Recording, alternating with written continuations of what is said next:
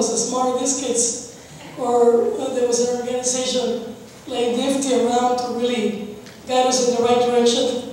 Instead, we were guided and pushed by our mother. She was everything that Nifty has been to you guys. She's an example to us. I'm not supposed to talk and do this at the same time. That's going to be hard.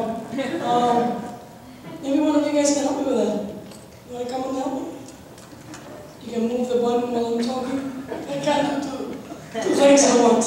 Anyways, we came from Cuba in 1971, like he pointed out, as immigrants, and my mother was the one that really pushed this whole idea of a Porter's Bakery, because my father really wanted for her to become part of the workforce. You need to get insurance. We need to send the kids to school. And she was stubborn as a mule. She would not give up, because you gotta understand that for 10 years, she did this in Cuba.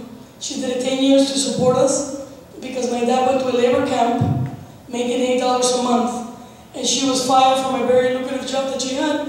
So she had to reinvent herself and started making cakes at home, illegally, mind you, because in Cuba, in the communist society, it's called free enterprise, and it's, you would go to jail if they caught you doing stuff like that at home. But she did it anyways, because we had no choice. You either do something, invent something, or you would starve to death. So we were lucky enough to come to this country in 1971, and like I told you, she wouldn't want to work for anybody else. She kept sticking to her guns. Pretty soon, she was making a book.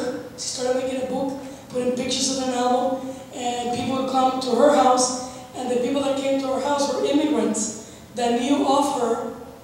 Some of them, because there were people that from our town, and pretty soon word of mouth. There's a Cuban lady working on a basement out of her garage, making incredible cakes. So she did this. I mean, the woman works, all day long.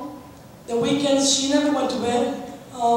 She also washed our clothes, fed us. There was no drive-through. McDonald's was a luxury every 3 or 4 months.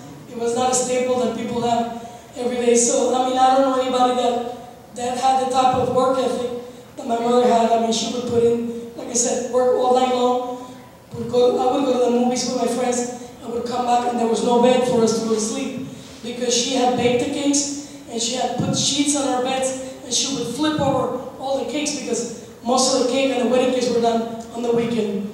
So, after doing this for 5 years, she then had to go and convince my father that she had something, she had an idea, she had a plan. She'd been working out of the house for 5 years. She knew what it would take. She knew how much rent she needed to be able to pay. And she went looking for that. She went looking for through a mall, found a little mall, and that is the first store, Sunset and Silver Lake, 280 square feet. That's all they had. We needed $10,000, and no bank would give us the money, because when you go to a bank, guys, they're going to ask you for collaterals.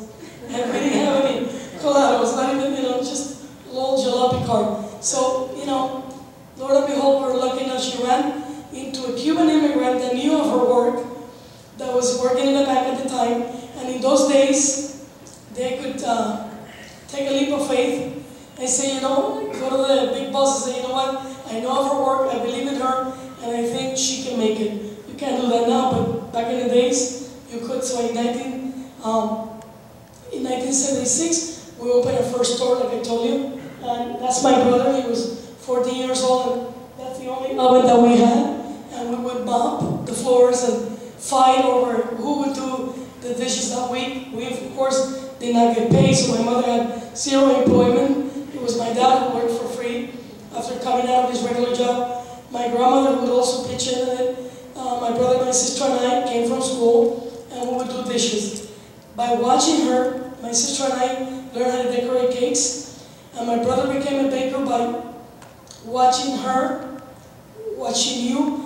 And then when you started buying products like from different flour companies like Pillsbury, they would send you technicians that would teach you how to use the stuff that they sold to you. So the learning curve starts going up.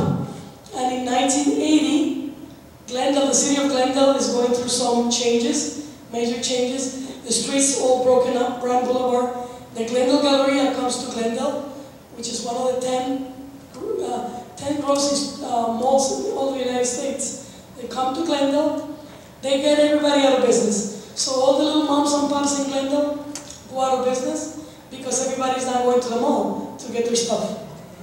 And then we come across a gentleman that wants to sell a bakery. He has a bakery in Brand Boulevard. He's selling it for $30,000, fully equipped, and it was like 2,300 square feet.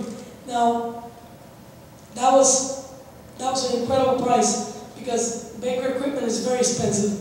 So it was almost a giveaway, but he couldn't make business because the streets were broken and he had no foot traffic. My mother had built a clientele, 5 years in the house, then another 5 years in Silverlake, so we didn't depend on foot traffic.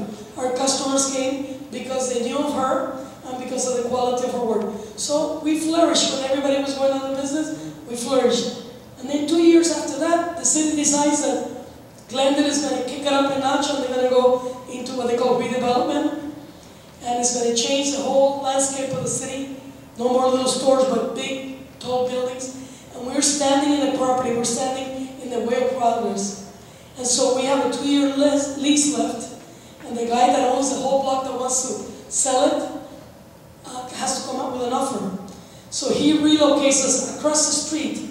Talking about being at the right place at the right time. Across the street we go, and now they build us a bakery that costs them $100,000. So we go from $30,000 to $100,000 without spending a single penny.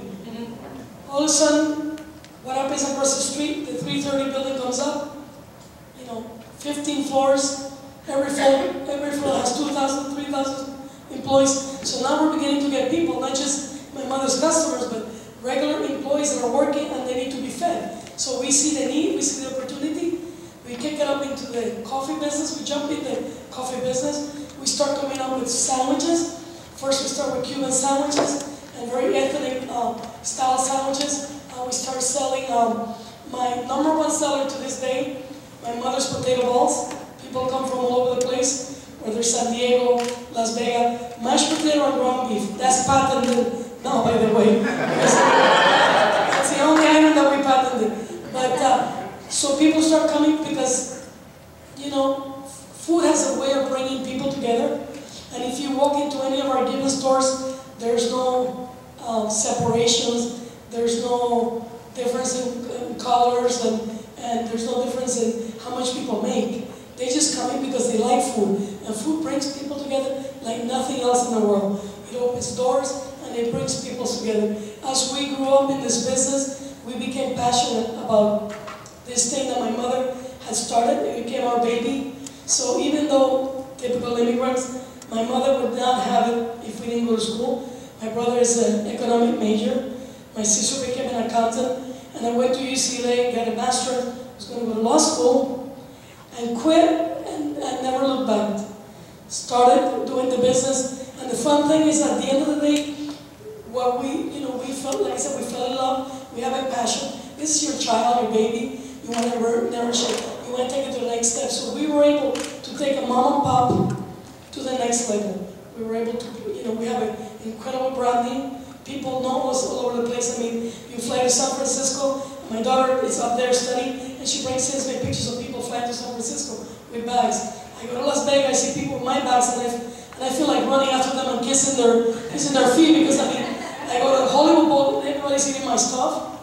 I go to the Americana, which is a very fancy place I opened up in Glendale, and they have a bunch of food places, and people go use the facility, use the park, but they have portals in their hands. And the reason is that people are smart. People know a good thing when they see it. Our secret, I think, is our price point and our quality. You have incredible quality when you go to the bakery. Or the chocolate that we use in every chocolate cake that you buy is imported. No, it's not a glaze. It's all Belgian chocolate. We go all around the world.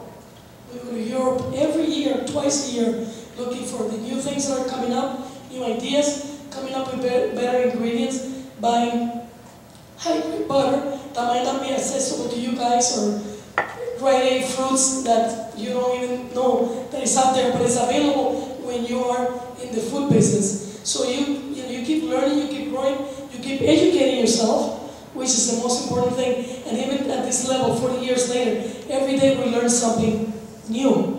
Just coming here and having, to listen to these incredible kids. I mean, I didn't know until he told me that they even fix iPhones. Every time my iPhone breaks, they tell me that, go get a new one, right? So nobody tells you that they fix it. So thank you for that. And on the other side, Alien, I mean, when I had to learn how to use computers, because I graduated in the year of the dinosaur, when there was no computers, I did my research through looking, through libraries and books. So, I mean, I went back to college to teach myself, and that was super hard, because you're right, all the other kids were learning faster than I was, and I hated having to come home and do homework, and then having to ask my husband, who's a computer programmer and engineer, a question because he had no patience to teach me. And it was a horrible situation. So I wish I would have, that you would have around to come and teach me at the comfort of my home, and I didn't have to put up with all the grief that my husband gave me, and then having to go to college and register again, which is a long and difficult process, and having to do homework every day. So, that's great ideas, both of you guys. And then the other thing with the, oh my God, with the diapers, I think you should cater to men, because mothers are always prepared, but my husband never went out with a child. Was he ever prepared? No. So you should, that's your target market, males, okay? They're never going to be ready. So it's what you have to do.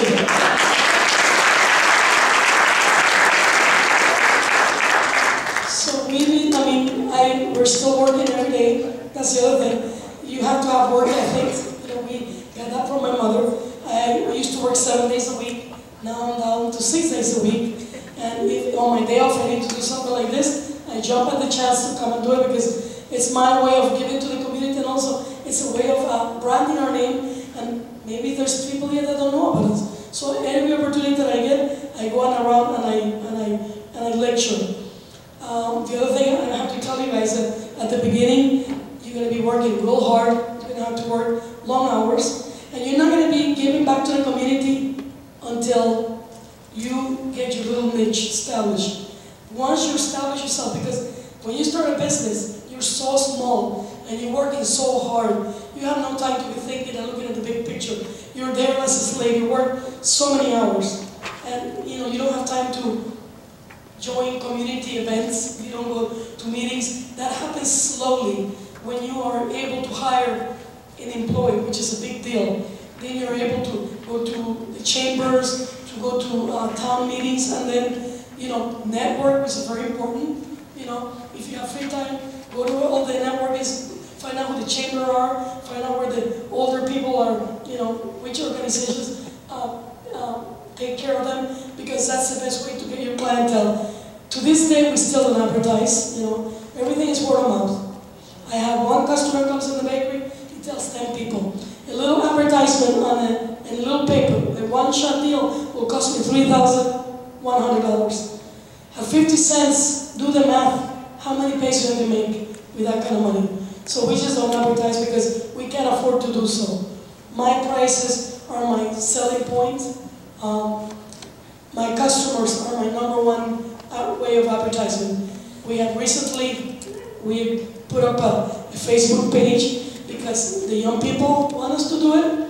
Some kid came over, took pictures, and pretty soon he had 30,000 people following us. And so we convinced them to give it to us, and we have 98,000 people in a period of 8 months following us on Facebook. So we're beginning to explore that, because like they're saying that it's free. And if you ever go to the bakery and you see young people that come in and they'll take a picture, and pretty soon I'll go, oh, what are you taking a picture? What are you doing? Well, I'm texting somebody that I'm here at Polish, whatever. So they think it's a cool thing. So you have to change and kind of go with the flow as far as using all the stuff that's out there. But we don't have time to do it, so we have now had to hire somebody to look at and manage our Facebooks, because because people will put questions in there. So everything that you open up is like they say, opening up a can of worm. You put something out there, and then you have hundreds of people going to there and asking you questions, and then you need to hire somebody else. So all that will come later. I think in the beginning, the main thing when you open a business is to have work ethics. Because you need to, and also when you have work ethics, you lead by example. So that means that everybody that you employ will look up to you. That's a sign. Will look up to you because you've done everything that they've done. So please cross-train in all the areas that you can.